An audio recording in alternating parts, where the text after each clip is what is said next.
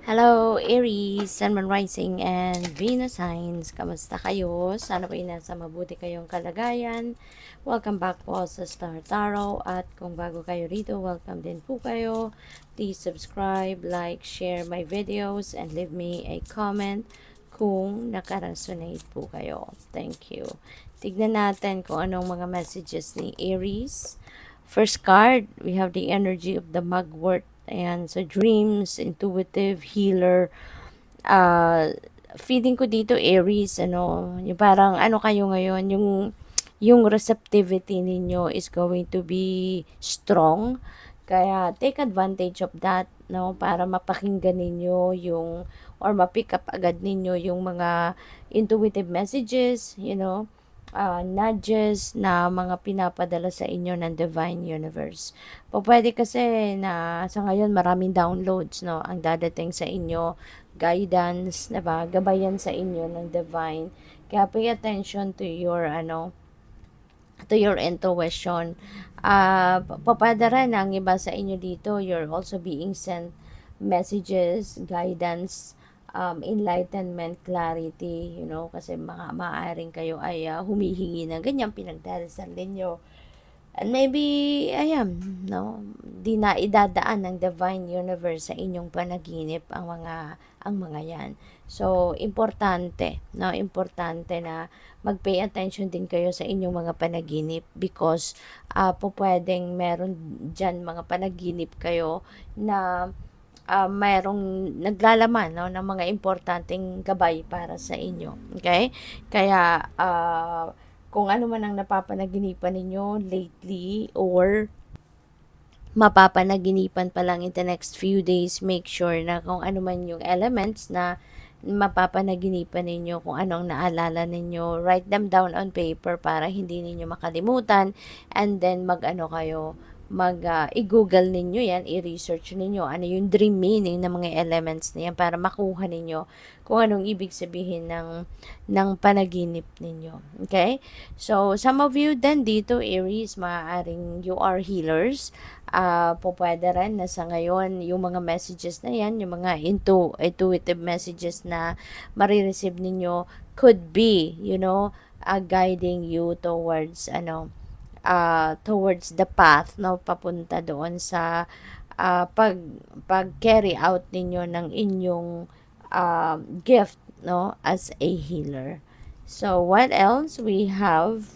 The Wheel of the Year. Wow, so napakaganda nito kasi merong ending and beginning energy. So definitely magsisimula ka ng bagong ganap sa buhay at before you do that, meron ka syempreng tatanggalan kasi as you start something new in your life, of course, you need to make room para dyan sa buhay mo. Kaya maaaring merong mga magtatapos dito na ganap sa buhay. Pwedeng that is completion, pwedeng meron kang accomplishment or achievement dito. Something na mapagtatagumpayan nyo na, 'di ba? It's about time na, no, na kayo ay talagang kumbaga, you will be reaping the rewards na of your hard work at makukumpleto mo na, matatapos mo na, maa-achieve mo na yung goal mo. So, that is the kind of ending, no, na po pwedeng maganap dito. And you are beginning anew, no, you're about to start something fresh, something new. So, depende sa inyong sitwasyon. Pwedeng bagong project, pwedeng bagong hobby, pwedeng bagong trabaho. So, depende yan sa inyong sitwasyon. But yes, a new beginning is in your horizon. So, we also have fire element. Ayan. So, sakto to, no? Dito sa pagsisimula ninyo ng bagong chapter sa buhay mo, you are going to be very determined. You are going to be very inspired, no? And parang yung action na gagawin mo, hindi ka na dito magpapatumpik-tumpik pa. You are definitely going to take the necessary move, the necessary steps para makapagsimula ka doon, no, na ma-achieve mo or papunta ka doon sa path ng pagtatagumpay muli, no? So, napakaganda kasi inspirado ka, 'di ba? Magsisipag ka, yung ganon. So, good luck sa'yo sa inyong mga panibagong activities.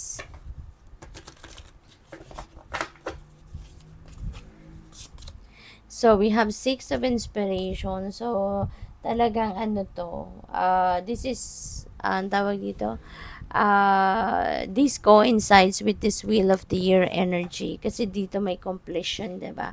Merong completion, merong success. So, dito din, si Six of Inspiration, then this is a success energy. No? This is triumph energy. Magtatagumpay ka dito in whatever it is that you are doing, lalo-lalo na related sa inyong trabaho, sa inyong career, business, yung ganon. Talagang ano ka ngayon, ano, mag-ano ka, mag-shine ka. No? Now is the time for you to shine. Kaya naman, you will be on the spotlight. Maraming tao ngayon na makakakilala na sa'yo. Maraming tao na ngayon yung makaka-recognize sa trabaho mo. At pati na rin sa iyo mismo, no? Marami ng taong hahanga sa iyo. May mga tao nang makaka-appreciate, no? Sa ginagawa mo, sa activities na pinagkakaabalahan mo. At saka, lalo-lalo na, no? Kung ang iba sa inyo na sa social media world, po pwedeng marami kayo ngayon, pwedeng maraming dadating sa inyo ngayon ng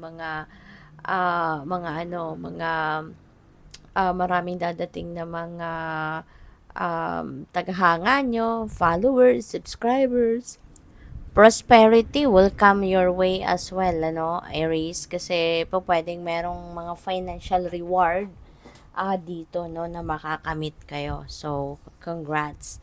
We have Four of Emotions. Ayan. So, merong offer na paparating dito sa inyo. Ano, this is a reminder para sa inyo na pansinin ninyo ito, Aries. Okay? Kasi merong dadating, no, na mga ano. Pero, merong dadating na offers pa. Pwedeng offer ito ng bagong trabaho, 'di ba? O bagong career path.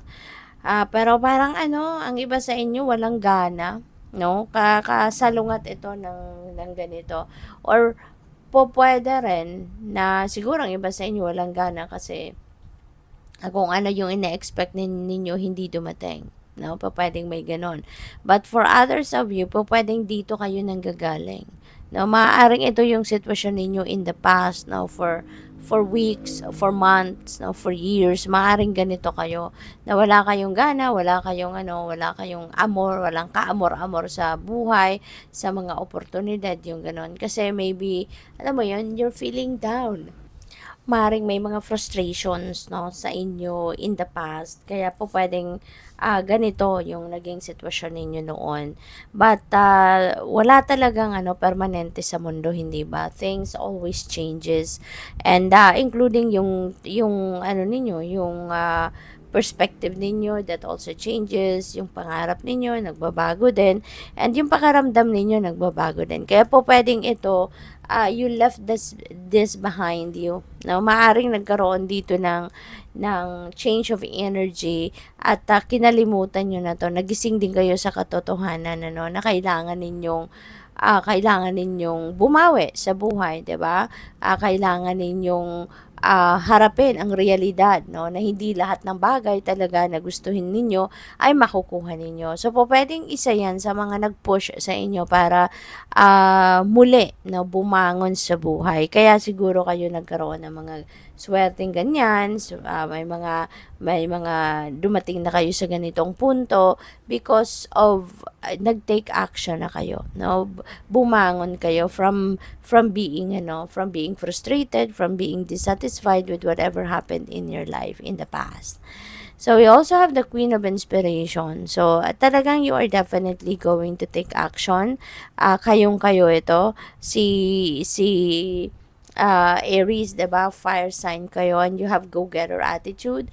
Kaya parang kung nalungkot man kayo at some point, hindi yan nagtagal kasi hindi kayo yan eh. You know, you are always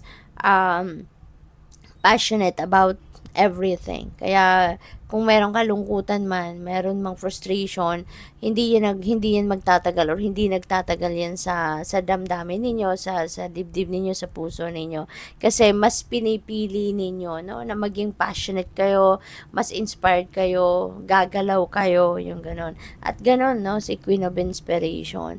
Talagang si Queen of Inspiration, kung ano yung goal niya, no, gagawin niyang lahat para ma-achieve niya to by hook or by crook, no, gagawin niya ang lahat, anything, no, na po pwede niyang magawa para ma-achieve kung ano man ang target niya. Kaya ganun kayo, Aries. You're going to embody the energy of Queen of Inspiration sa ngayon. And maaring, in the past, maaring ganun na din kayo, pero mas ngayon, mas papalakasin mo ang ganitong klaseng energy na once na meron kayong in-envision, you're really going to embrace it wholeheartedly, entirely, at gagawin mo lahat para makuha mo yan. So, good luck sa'yo. Thank you for watching. Love and light. Namaste.